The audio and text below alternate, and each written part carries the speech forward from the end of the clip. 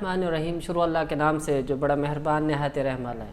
ناظرین، اللہ رب العزت کا لاکھ لاکھ احسان ہے کہ آج چوتھا روزہ اللہ رب العزت نے نصیب فرمایا ہے۔ جس طریقے سے رمضان کی آمد ہوئی اور ایک مہمان اللہ نے ہمیں عطا کیا، اگر کوئی مہمان کسی کے پاس آتا ہے اور ایسا مہمان جو کچھ دے کر جائے تو اس مہمان کی خاطر تواضع کس طریقے سے کی جاتی ہے یہ آپ لوگ بخوبی جانتے ہیں۔ اللہ رب العزت ہمیں اس مہمان کی اسی طریقے سے قدر کرنے کی توفیق عطا فرمائے۔ جس طریقے سے ہمارے گھروں میں کوئی مہمان آتا ہے تو ہم اس کی اچھی طرح خاطر تواضع کرتے ہیں، تو یہ رمضان ہی ہے جو ہمیں نیکیاں، لاکھوں خوشیاں، رحمتیں، برکتیں دے کر جاتا ہے۔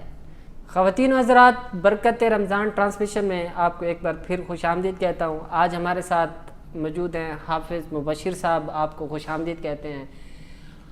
حافظ احسن صاحب، آپ کو بھی خوش آمدید کہتے ہیں۔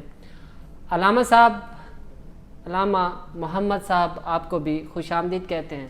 آپ کا بہت شکریہ، آپ نے ہمیں جوائن کیا۔ خواتین و حضرات، پروگرام کا باقاعدہ آغاز تلاوت کلام سے شروع کریں گے، جس کی سعادت حاصل کریں گے حافظ احسن حسنین۔ اعوذ باللہ من الشیطان الرجیم،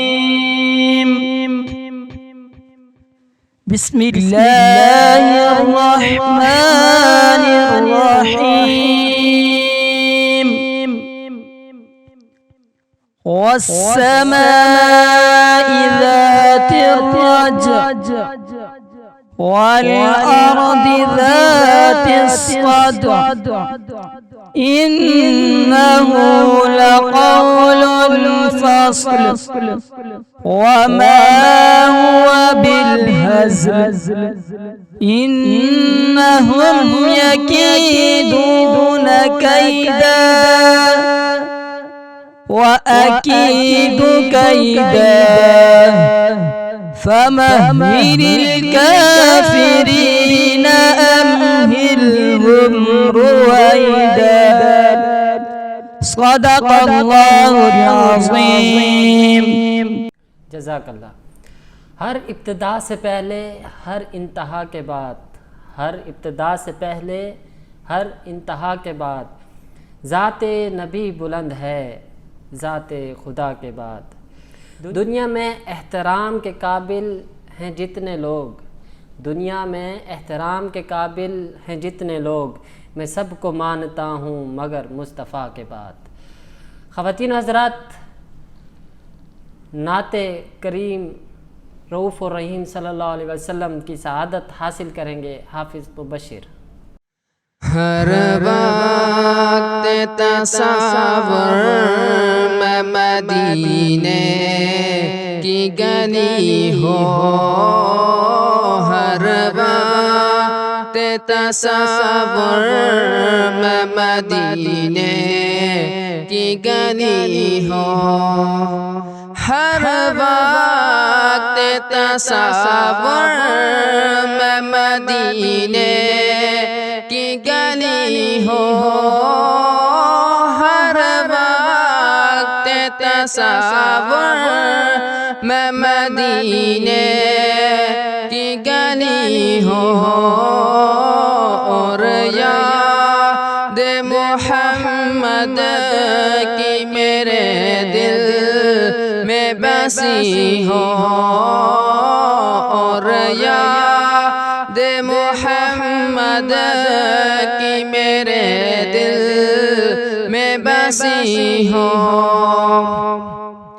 اے کاش میں بن جاؤں مدینے کا مسافر، اے کاش میں بن جاؤں مدینے کا مسافر، پھر روتی ہوئی طیبہ کو بارات چلی ہو، پھر روتی ہوئی بارات چلی ہو اور یاد محمد کی میرے دل میں بسی ہو دو سوز بلال کا ملے درد رضا سا دو سوز بلال کا ملے درد رضا سا سرکار عطا عشق ویسے کرنی ہو سرکار عطا عشق ویسے کرنی ہو اور یاد محمد کی میرے دل میں بسی ہو اے کاش مدینے میں مجھے موت یوں آئے اے کاش مدینے میں مجھے موت یوں آئے قدموں میں تیرے سر ہو میری روح چلی ہو قدموں میں تیرے سر ہو میری روح چلی ہو اور یاد محمد کی میرے دل میں بسی ہو ہر بات تصور میں مدینے کی گلی ہو اور یاد محمد کی میرے دل میں بسی ہو سبحان اللہ ہر وقت تصور میں مدینے کی گلی ہو نعت رسول مقبول صلی اللہ علیہ وسلم کی سعادت حاصل کر رہے تھے حافظ مبشر خواتین و حضرات وقت ہوا ہے بریک کا بریک کے بعد یہیں سے شروع کریں گے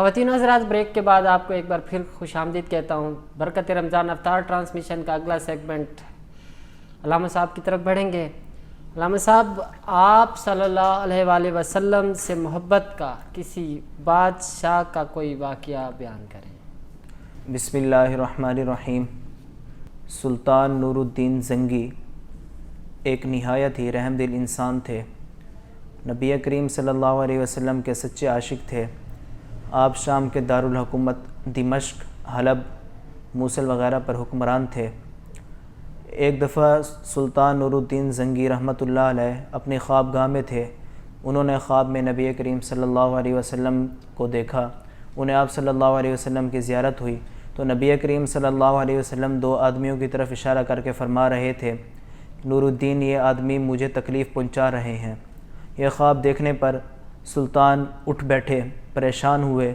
پھر سو گئے پھر دوبارہ خواب میں یہی دکھائی دیا نبی کریم صلی اللہ علیہ وسلم فرما رہے تھے کہ نور الدین یہ دو آدمی مجھے ایذا پہنچا رہے ہیں سلطان بیدار ہوئے پریشان ہوئے پھر ان کی آنکھ لگی تیسری مرتبہ بھی انہوں نے یہی خواب دیکھا صبح ہوتے ہی انہوں نے اپنے وزراء کو طلب کیا اور ایک مختصر سا لشکر لے کر مدینہ کی طرف روانہ ہوئے مدینہ کے گورنر کو آپ نے حکم دیا کہ مدینہ کے داخلی اور خارجی راستوں کو سیل کر دیا جائے کوئی شخص مدینہ میں داخل نہ ہو اور نہ ہی کوئی شخص مدینہ سے باہر نکل سکے اس کے بعد سلطان نے اعلان کرایا مدینے میں کہ ہر شخص سے سلطان خود ہی ملنا چاہتے ہیں اور اسے انعام و اکرام سے نوازنا چاہتے ہیں۔ تو مدینہ کے تقریباً تمامی لوگ آئے سلطان کے پاس، انہوں نے سلطان سے ہاتھ ملایا اور اپنا انعام وصول کیا۔ جب سب اپنا انعام وصول کر چکے، سلطان ہر ایک شخص کو دیکھ رہے تھے، ان کو وہ چہرے نہیں دکھائی دیے جو ان کو رات کو خواب میں نظر آئے تھے۔ انہوں نے مدینہ کے حاکم سے پوچھا کہ کیا کوئی شخص باقی رہ گیا ہے؟ تو مدینہ کے گورنر نے جواب دیا، ہاں 2 شخص ہیں جو درویش صفت ہیں اور حاجیوں کو پانی پلانے کا انتظام کرتے ہیں۔ تو سلطان نے حکم جاری کیا کہ ان کو بھی فوراً حاضر کیا جائے۔ سلطان نور الدین زنگی کے سامنے جب انہیں لایا گیا تو سلطان نے ان کو دیکھتے ہی فوراً پہچان لیا، یہ وہی تھے کہ جن کی طرف خواب میں نبی کریم صلی اللہ علیہ وسلم نے اشارہ کیا تھا کہ یہ دونوں مجھے ایذا پہنچا رہے ہیں۔ سلطان نے ان دونوں کو گرفتار کرنے کا حکم دیا۔ جب ان کو سلطان کے سامنے پیش کیا گیا تو سلطان نے ان سے پوچھا کہ بتاؤ تم کب سے یہاں پر موجود ہو اور تمہارا کیا مقصد ہے؟ انہوں نے کہا کہ ہم حاجیوں کو پانی پلاتے ہیں اور مخلوق خدا کی خدمت کرتے ہیں۔ سلطان ان کے جواب سے مطمئن نہ ہوئے تو سلطان نے ان کی رہنے کی جگہ کا جائزہ لیا تو سلطان کو معلوم ہوا کہ یہ دونوں ایک عیسائی ریاست یا ایک یہودی ریاست کے ایجنٹ ہیں اور ان کا مقصد نعوذ باللہ نبی کریم صلی اللہ علیہ وسلم کے جسد مبارک کو چوری کر کے اپنے ملک لے جانا ہے۔ اور انہوں نے اپنے گھر سے لے کر روضہ انور تک ایک سرنگ کھود رکھی تھی نیچے۔ ان کا مقصد یہ تھا کہ کسی طریقے سے نبی کریم صلی اللہ علیہ وسلم کے جسد مبارک کو چوری کیا جائے اور اس کو اپنے ملک لے جایا جائے۔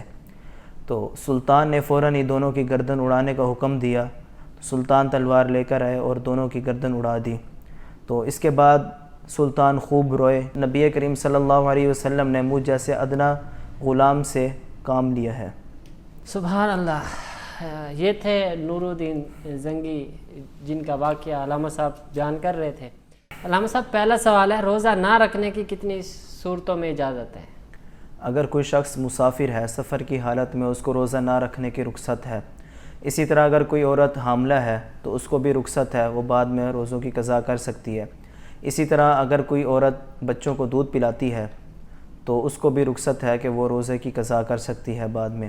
اسی طرح اگر کوئی شخص جہاد میں گیا ہوا ہے تو اس کو بھی رخصت ہے، وہ روزے کی قضا کر سکے گا۔ اگلا سوال، قضا روزوں میں ترتیب فرض ہے یا نہیں؟ قضا روزوں کی کوئی ترتیب نہیں ہے۔ قضا روزہ جب بھی جو روزہ رکھنا چاہے رکھ سکتا ہے۔ گیپ سے بھی رکھ سکتے ہیں؟ گیپ سے بھی رکھ سکتا ہے۔ روزے کی حالت میں دانت صاف کرنا کیسا ہے؟ مسواک سے اور ٹیوب برش سے؟ اگر مسواک کے ساتھ اس نے دانت صاف کیے ہیں روزے کی حالت میں تو روزہ نہیں ٹوٹے گا۔ اگر اس نے ٹیوب کے ساتھ دانت صاف کیے ہیں تو اس سے روزہ ٹوٹ جائے گا۔ اچھا، اگلا سوال ہے، غرارہ کرنا روزے میں کیسا ہے؟ غرارہ کرنے سے روزہ ٹوٹ جاتا ہے۔ اور اگلا ہی سوال اسی سے متعلق ہے کہ کلی بار بار کرتے ہیں اکثر لوگ روزے میں، گرمی کی شدت کی وجہ سے کلی کر لیتے ہیں۔ جی، کلی کرنا روزے کی حالت میں مکروہ ہے، روزہ نہیں ٹوٹے گا البتہ اس سے۔ اچھا، پبلک کے سوال سے ہے، تراویح 4 پڑھنا بہتر ہے یا 2 کر کے پڑھنا بہتر ہے؟ ایمان فاطمہ کا سوال ہے یہ۔ تراویح 2 پڑھنا افضل ہے۔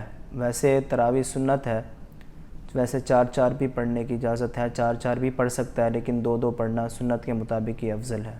علامہ صاحب اگلا سوال امبر مشی کرتی ہیں، السلام علیکم، عورتوں کا تراویح پڑھنے کے حوالے سے کیا حکم ہے؟ اگر گھر کی مصروفیت یا کسی اور وجہ سے تراویح نہیں پڑھی اور روزہ رکھا ہے تو کسی نے کہا ہے کہ آپ کا روزہ نہیں ہوا کیونکہ آپ نے تراویح ادا نہیں کی، آپ اس پر نظر ثانی کر دیں، جزاک اللہ۔ پہلی بات تو یہ ہے کہ تراویح کا روزے سے کوئی تعلق نہیں ہے۔ تراویح جو ہے وہ سنت مؤکدہ ہے، روزہ فرض ہے۔ اگر کسی نے تراویح نہیں پڑھی، وہ روزہ رکھتا ہے تو اس کا روزہ ٹھیک ہوگا کیونکہ روزہ فرض ہے اور تراویح سنت ہے۔ باقی خواتین کا تراویح کی جماعت کرانا، اس میں اختلاف ہے۔ بعض علماء کہتے ہیں کہ خواتین کا تراویح کے ساتھ جماعت کے ساتھ تراویح پڑھنا ٹھیک ہے، اور بعض کہتے ہیں خواتین کا جماعت کے ساتھ تراویح پڑھنا جائز نہیں ہے، کیونکہ بعض بچیاں حافظ قرآن ہوتی ہیں تو قرآن بھولنے کا خدشہ ہوتا ہے، اندیشہ ہوتا ہے، اس لیے اگر وہ با جماعت تراویح پڑھا دیتی ہیں تو اس سے کوئی گناہ نہیں ہوگا، وہ با جماعت تراویح پڑھا سکتی ہیں۔ بہت شکریہ۔ اسی سیگمنٹ میں سوالات لوگوں نے جو کمنٹس کیے ہیں وہ سب کے نام کے ساتھ جو ہے کچھ چند مخصوص لوگوں کے نام جو ہے کال کریں گے۔ علی حسن کمنٹس کرتے ہیں ماشاءاللہ، خان زین بھائی کمنٹس کرتے ہیں بہت اچھے، عثمان شاہ کمنٹس کرتے ہیں ماشاءاللہ، اور حافظ شعیب دبئی سے جو ہے کمنٹس کرتے ہیں بہت شکریہ آپ کا، آپ نے سراہا ہے ہمارے پروگرام کو۔ روحاب خان کمنٹس کرتے ہیں ماشاءاللہ، محمد علی کمنٹس کرتے ہیں ماشاءاللہ۔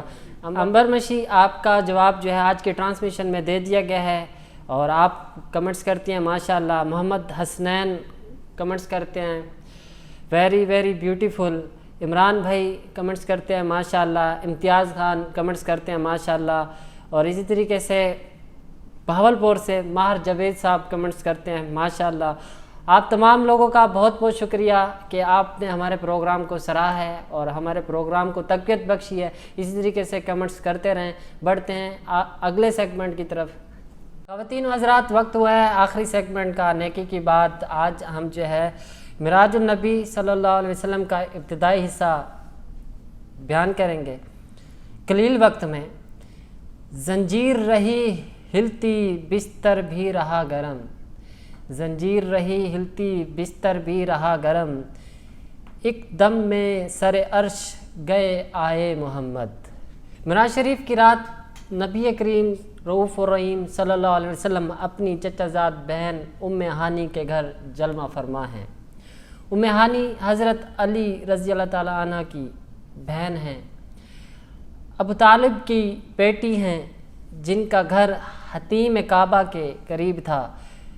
حضور صلی اللہ علیہ وسلم وہاں جلوہ فرما ہیں۔ ادھر اللہ تعالیٰ کی طرف سے حضرت جبرائیل علیہ السلام کو حکم ہوتا ہے، میرے محبوب کو میرے پاس لے آؤ۔ سواری کے لیے براق کی تلاش ہوئی۔ ایک جگہ 40,000 براق کھڑے ہیں، سب کی پیشانی پر نامی اسم گرامی محمد صلی اللہ علیہ وآلہ وسلم لکھا ہے۔ ان میں سے ایک براق عشق محمدی میں پریشان ہے، سر نیچے ڈالے ہوئے ایک طرف کھڑا ہے، آنکھوں سے آنسو بہہ رہے ہیں۔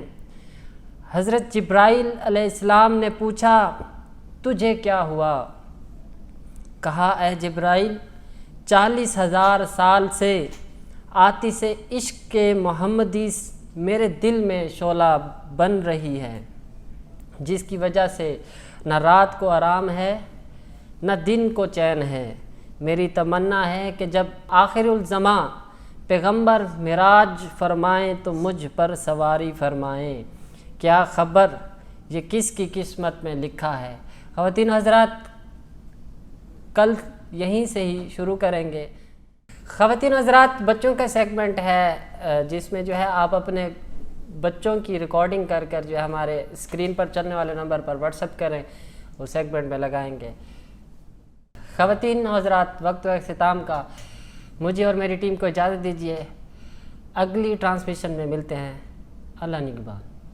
میں تو پنج تن کا غلام ہوں، میں تو پنج تن کا غلام ہوں، میں غلام ابن غلام ہوں، میں غلام ابن غلام ہوں، میں مرید خیر الانام ہوں، مجھے عشق ہے تو خدا سے ہے، مجھے عشق ہے تو رسول سے ہے، میں تو پنج تن کا غلام ہوں، میں تو پنج تن کا غلام ہوں، مجھے عشق ہے تو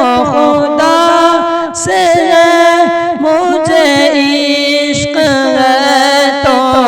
رسول سے مجھے عشق ہے تو علی سے مجھے عشق ہے تو حسن سے مجھے عشق ہے تو حسین سے مجھے عشق ان کی گلی سے یہ کرم زہرا بطول کا میرے منہ سے آئے جو مہک صدا